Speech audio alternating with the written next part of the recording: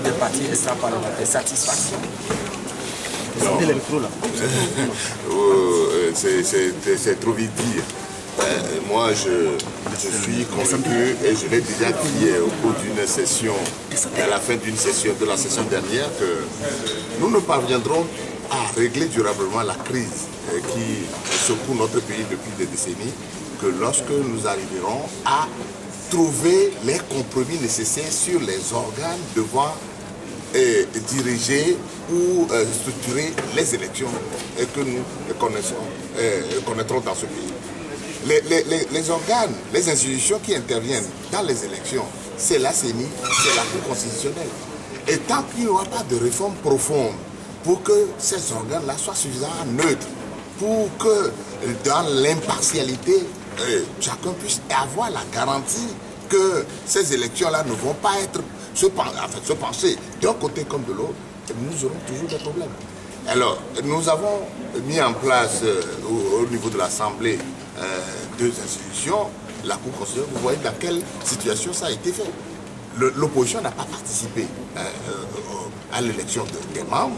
On a reconduit l'essentiel des membres, je dirais mais la presque totalité des membres de la Cour constitutionnelle. Ce qui ne donne pas un bon signal pour les élections. Maintenant, pour la CENI, il y a eu des tractations. Nous nous sommes mis d'accord sur un certain nombre de choses dès le départ qui ont été remises en cause. Et vous avez vu que nous avons protesté. Mais ce matin, on est revenu partiellement sur une partie des compromis et en laissant en jachère l'autre partie, parce que c'est nous qui avons posé le problème. C'est une question de principe que nous avons posée sur la participation d'un parti qui est au gouvernement et qui doit être en même temps siégé à la CENI en qualité de membre de l'opposition. Ça, c'est un problème de principe. Nous ne le dirigeons pas contre un parti spécialement, mais c'est une question de principe républicain que nous avons posé.